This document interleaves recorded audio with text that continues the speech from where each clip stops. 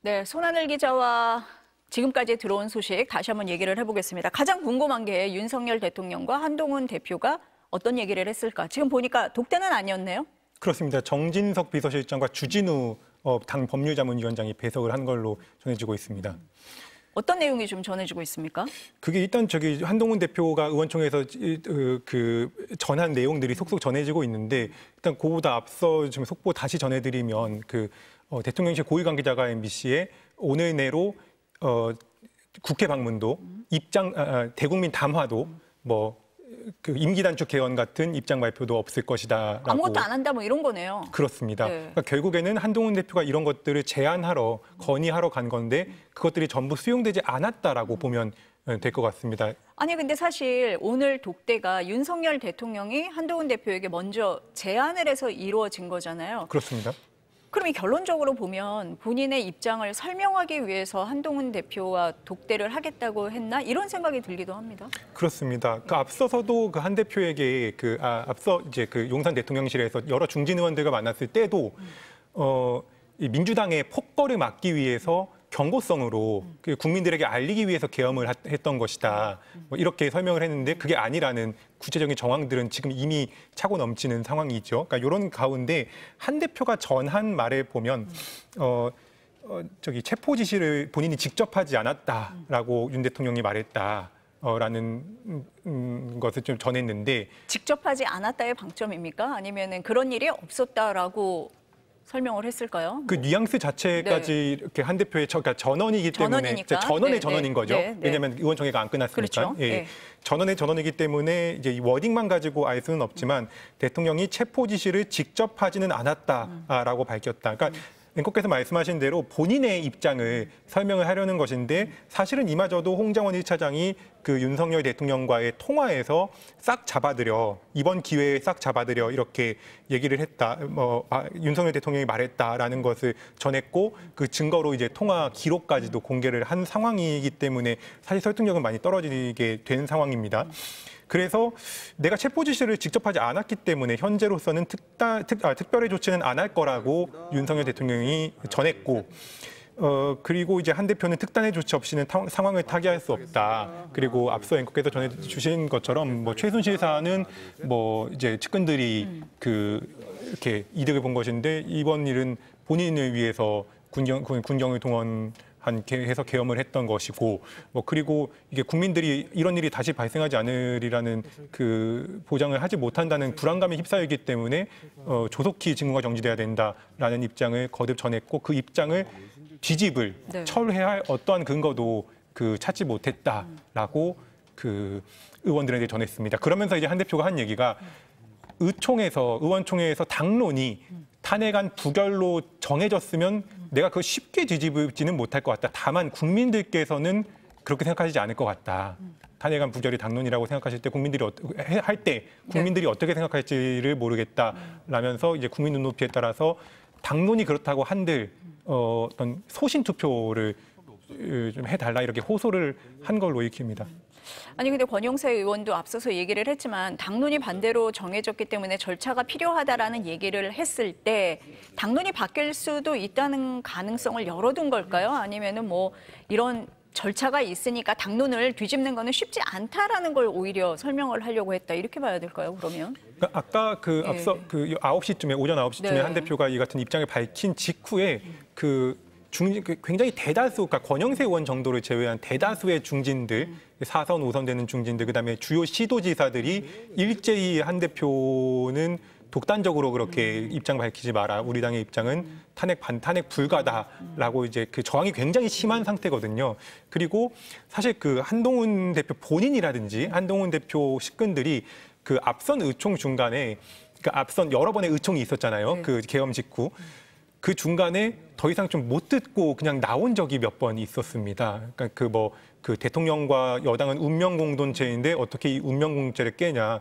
우리는 만약에 이번에 탄핵하면 20년 동안 정권 못 잡는데 당신이 책임질 수 있냐. 이런 말들을 친윤석열계 의원들이 이제 굉장히 여러 명이 이렇게 연달아서 하면서 어떤 분위기 좀 몰아가는 상황이었다 보니 답답하고 한숨을 쉬면서 이렇게 나오고 어떤 분들 막 격앙된 상태로 이렇게 말없이 나오고 하는 그런 모습들을 직접 볼 수가 있었는데 그러니까 그런 것들이 좀 누적되다 보니까 지금 이렇게까지 상황이 전개가 됐는데도 불구하고 그분들은 그렇게 주장할 것을 안다. 그렇기 때문에 의총이라 해서 당론이라는 것은 결국에는 그분들이 동의를 해야지 박수로 추인을 하든지 뭐 표결을 하든지 할 수 있는 건데 동의하지 않으면 주요 중진들이 동의하지 않는데 그걸 당론으로 채택할 수는 없는 노릇이거든요. 그래서 그 부분이 어려울 거라는 걸 안다. 다만 국민들은 그렇게 생각하지 않을 것이다. 예, 그렇기 때문에 우리가 이제는 책임 있는 결정을 해야 할 시기가 왔다라고 의원들에게 호소했다 이렇게 전해지고 있습니다. 지금 의총이 아직도 진행되고 있는 그런 상황입니까? 그렇습니다. 비공개로 진행이 되고 있는데 그게 그 내부에서 발언을 들은 분들에 의해서 지금 밖으로 전해지고 있는 상황입니다.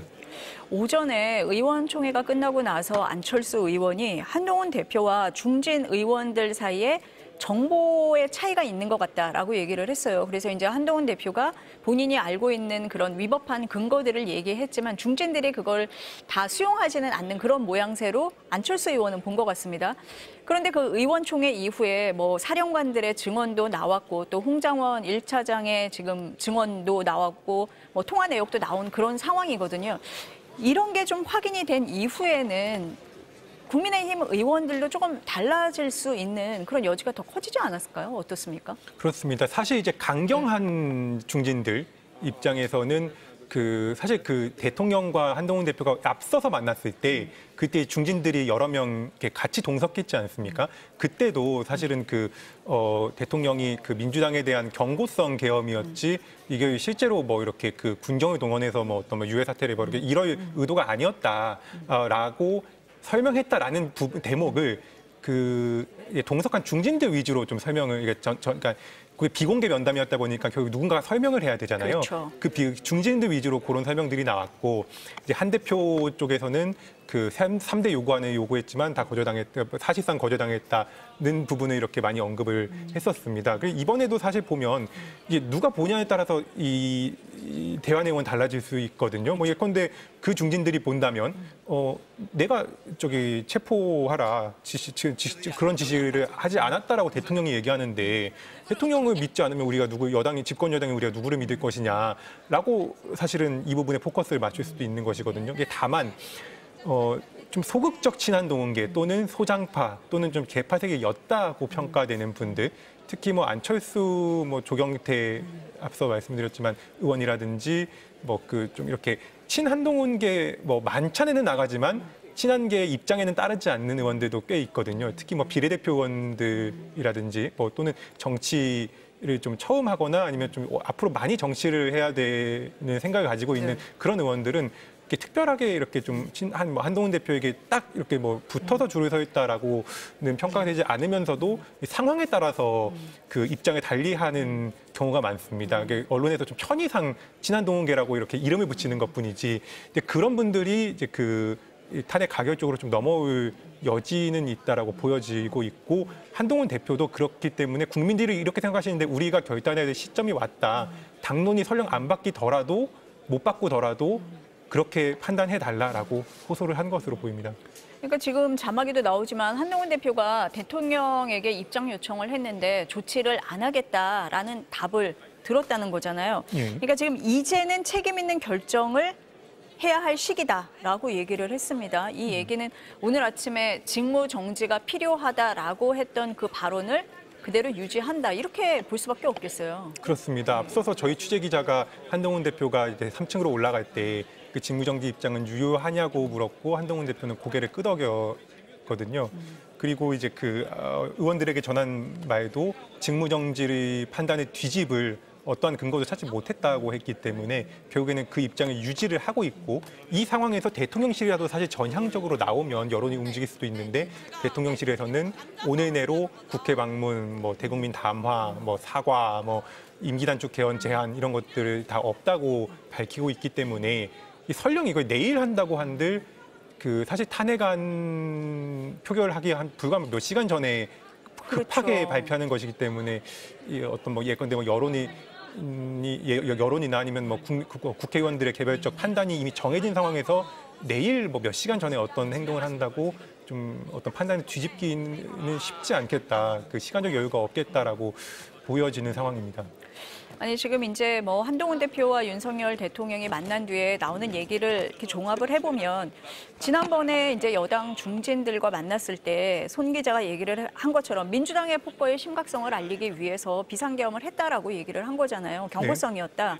그럼 기본적으로 위법성이 없다라는 거를 지금 깔고 있잖아요. 외신과의 그 인터뷰에서도 대통령실 관계자가 설명을 할 때도 법 테두리 안에서 이루어졌다는 걸 굉장히 강조를 했단 말이에요. 그런 인식이라면 잘못한 게 없는데 뭘 사과하고 어떤 특단의 조치를 취하겠느냐라는 입장을 얘기했을 것도 같아요. 추측을 해본다면 어떻습니까? 그렇습니다. 사실 앞서서도 말씀드렸지만 그냥 김 여사의 공천 개입 의혹, 또 사실로 드러난 것도 사실은 아닙니다. 의혹인데 굉장히 좀 정황이 강할 뿐이죠. 김 여사의 공천 개입 또는 거래 의혹을 두고도 그 사실상의 사과를 했던 그 대통령인데 지금은 명확하게 본인이 그 언론과 출판의 자유를 제한하고 입법부, 그러니까 이거는 뭐 헌법에서도 금지하고 있는 입법부의 활동을 그 금지하는 그 포고령을 내린 상황이거든요. 여기에 대해서 뭐 전혀 사과를 하지 않고 있고 지금까지도 또 오늘까지도 사과할 계획이 없다라는 것은 사실은 이게 정당했기 때문에 사과를 하지 않는다는 거잖아요. 이 대통령실 관계자의 설명에서 좀 단서를 찾을 수 있을 것 같은데 그 계엄 선포한 이후에 그 국회에 그 계엄군이 들어가기까지 한 1시간 정도의 말미가 있었다. 그렇기 때문에 만약에 국회가 뭐 계엄을 해제하려고 하면 충분히 모일 수 있었고 그걸 대통령께서는 열어둔 거다. 이렇게 설명을 하고 있거든요. 그래서 김용현 장관도 그런 얘기를 했었어요. 예. 맘만 먹었으면은 할 수도 있었다라는 얘기가 같은 맥락인 것 같습니다. 예, 그렇습니다. 다만 이제 실상은 뭐 저도 이제 그때 국회 앞에서 취재를 하고 있었는데 실상은 뭐 저도 뭐 취재진도 못 들어간 거는 고사하고 뭐 여러 국회의원들도 못 들어가서 뭐 발길을 돌리거나 담벼락을 넘거나 뭐 또는 뭐 그 기동대 현장에 배치된 기동대원들과 뭐 몸싸움을 벌인 경우가 굉장히 수두룩했고 그래서 뭐 그런 것들이 좀 자유가 보장됐다라고 보기는 뭐 좀 어려울 것 같습니다. 지금 국회의 모습이 보이고 있는 것 같습니다. 로텐더 홀에 모인 민주당의 모습이 보이고 있고요. 왼쪽은 국민의힘, 오른쪽은 민주당. 왼쪽은 예결위원장 앞인 것 같습니다. 지금 저 안에서 국민의힘 의총이 진행이 되고 있는 거죠? 그렇습니다. 이 예결위 회의장 앞에, 그러니까 본회의장 바로 건너편이죠. 네. 거기서 국민의힘 의총이 진행 중이고 지금 이제 한동훈 대표의 설명이 뭐 끝난 뒤에 의원들의 그 중론을 좀 모으고 있는 것으로 보입니다. 이제 지금 완전 비공개이기 때문에 문이 굳게 닫혀 있는 상황이고요.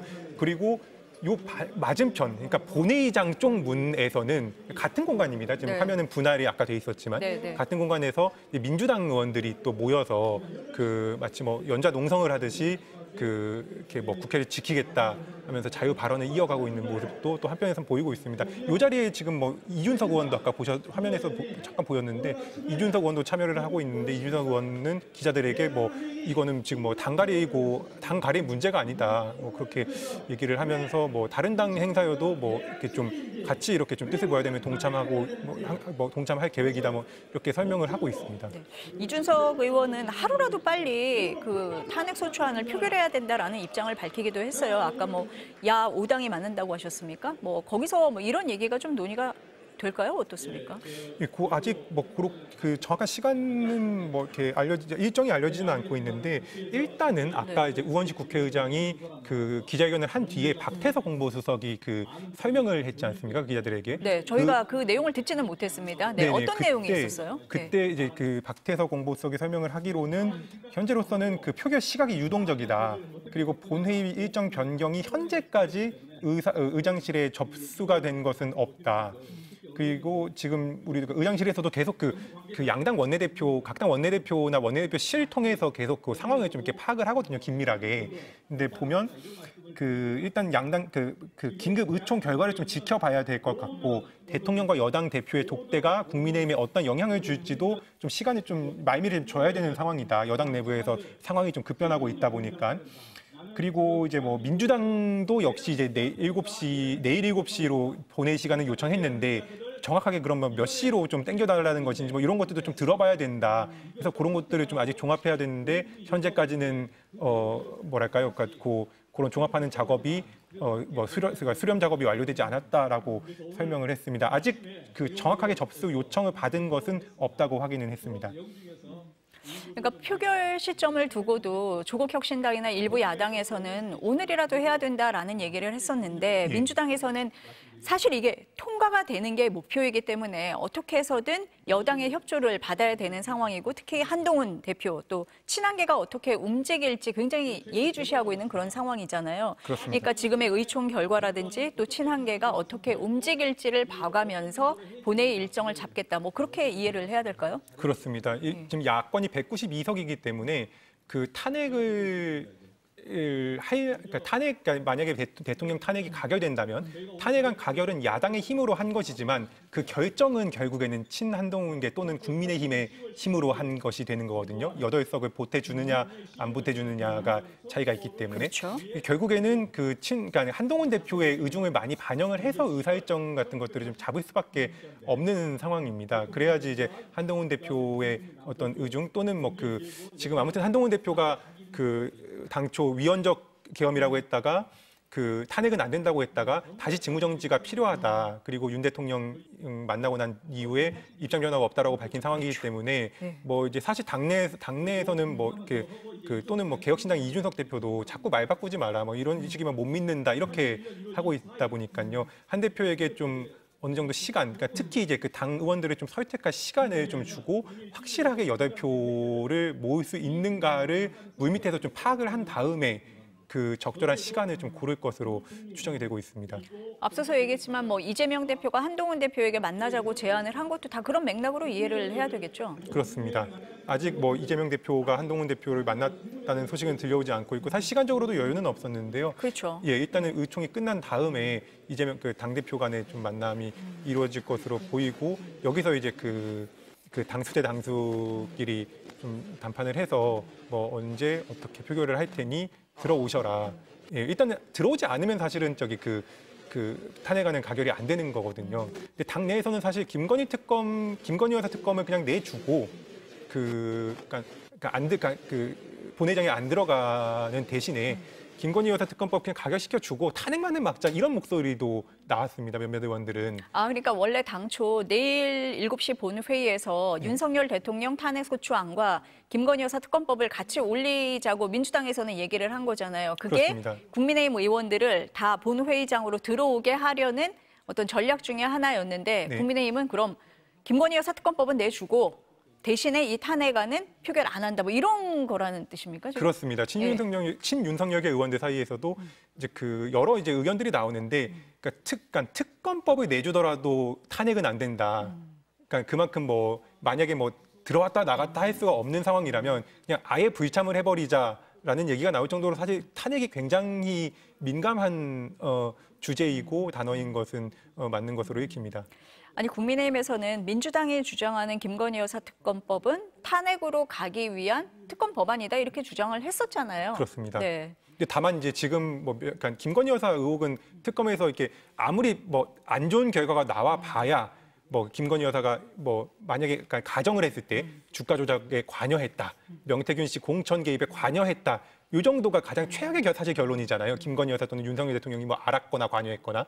이것은 뭐 지금 상황은 비상계엄과 무장군력 투입을 윤석열 대통령이 직접 지시한 것이기 때문에 뭐 사실 특검에서 어떤 안 좋은 결과가 나온들 뭐 여사를 그렇죠. 지키냐 마냐의 문제인 거지 정권을 지키냐 마냐의 문제는 사실은 계엄이 훨씬 더 크다라고 판단을 하고는 뭐 그런 아이디어까지 나오고 있는 것으로 보입니다. 물론 이제 그런 것들이 뭐 의총이라든지 아니면 의원들끼리 모여서 나오는 얘기지 어떤 당의 중론으로 정해진 것은 아직 아닙니다. 그러니까 국민의힘 안에서 보면은 이 박근혜 정부 때 그 탄핵 트라우마 얘기를 굉장히 많이 하잖아요. 그렇습니다. 친윤계에서 극렬하게 이렇게 위법적인 사안이 확인이 되고 있는 사안에도 불구하고 반대를 하는 거는 그 때문인 것 같아요. 결국은 이게 보수 괴멸로 갈 거다 이렇게 보는 시각인 것 같습니다. 그렇습니다. 특히 친윤석열계 의원들의 말을 많이 들어보면 친윤석열계가 보통 이제 3, 4선 이상의 좀 중진, 그렇죠. 친한동훈계가 이번에 새로 들어온 초재선들이 좀 많습니다. 근데 박근혜 대통령 탄핵이 2016년에 있었기 때문에 최소 3선은 했어야지 박근혜 대통령 탄핵을 겪어본 거거든요. 그러니까 그러다 보니까 친윤석열계에 탄핵 트라우마를 갖고 있는 의원들이 굉장히 많이 포진을 하고 있습니다. 근데 이분들이 대부분 뭐 권성동 의원, 뭐 장제원 의원 이런 분들이 장제원 전 의원 이런 분들이 그 당시에 그 똑같이 문제의식을 한동훈 대표처럼 똑같이 문제의식을 느껴서 이제 새누리당을 탈당하고 이제 그 바른정당을 만들어서 우리가 보수의 대표가 되겠다 하면서 뭐 유승민 후보도 올렸고 뭐 이렇게 그 보수 개혁을 했는데 결국에는 이제 그 바른정당은 바른미래당으로 수통합돼서 역사 속으로 사라졌고 지금 이제 남아 있는 거는 결국에는 한국 자유한국당을 거쳐서 결국에 지금 국민의힘으로 남아 있는 거 아닙니까? 그래서 그때 이제 그 뼈아픈 역사들, 그때 총선에서 바른정당이 물론 이제 그 미래통합당으로 다 합당이 되면서 뭐 어느 정도는 공천을 받았지만 아무튼 합당되면서 줄줄이 공천에 고배를 마시고 낙천되고 하면서 굉장히 좀 배고팠던 기억들이 좀 뼈저리게 남아 있다고 합니다. 해서 내가 해봤더니 그러니까 내가 이거 보수 분열 감수하고서라도 그 탄핵 동참해봤더니 말로가 안 좋더라. 그리고 그렇게 해서 들어온 게 문재인 정권인데 문재인 정권이 뭐 얼마나 보수에 포악하게 했고 뭐 그분들의 주장으로는 여러 가지 비리가 많았느냐. 그러니까 똑같은 결론이 날 텐데 그런 어떤 역사의 퇴행을 반복할 수는 없다라는 어떤 그 뼈저린 경험 때문에 더 반대를 하는 거다라고 얘기를 하고 있습니다. 아니 사실 한동훈 대표는 윤석열 대통령 탈당을 요구를 했었죠. 친한계에서도 요구를 하고 있었고 원외 그 위원장들은 다 탈당을 요구를 했었잖아요. 그럼에도 불구하고 친윤계에서 반대를 해서 탈당이 보류가 된 상황이었어요. 그런데 친윤계가 탈당도 동의를 못하는데 탄핵에 동의를 하겠느냐라고 봤을 때 지금 하고 있는 비공개 의원총회에서 당론으로 정했던 반대가 뒤집어질 가능성 좀 옅어 보이고요. 옅어 보이고 그럴 경우에 그럼 개별 의원들이 어떻게 할 것인가 그 점을 좀 눈여겨볼 수밖에 없는 그런 상황으로 갈 것 같습니다. 그렇습니다. 일단 좀 뭐 하나만 바로 잡으면 이제 원외 당협위원장 가운데 21명. 다는 아니고. 예, 다는 아니고 지금 이제 사고 당협 같은 거 빼면 130여 명이 원외 당협위원장들이 있는데 그 가운데 21명이 이제 그 탈당해라. 만약에 탈당 요구했는데 안 받아들이면 우리가 윤리위회부에서 출당시켜라라는 거를 이제 공동 연명으로 주장을 했고요. 물론 이제 여기에 뭐 박상수, 김혜란 대변인이라든지 김종혁 최고위원 등이 포함됐기 때문에 조금 무게는 있는 당협위원장들입니다.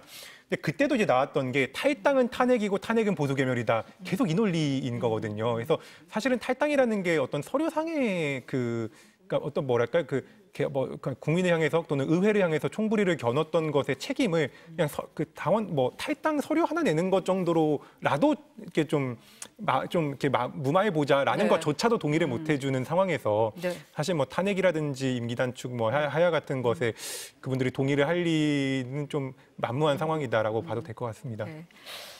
지금 이제 국민의힘에서는 지금 화면에 보시는 것처럼 비공개 의총이 진행이 되고 있는데요. 개별 의원들 중에 입장을 밝힌 사람도 있습니다. 국민의힘 조경태 의원이 여당 의원 중 처음으로 윤석열 대통령 탄핵에 찬성하는 입장을 공개적으로 밝혔는데요.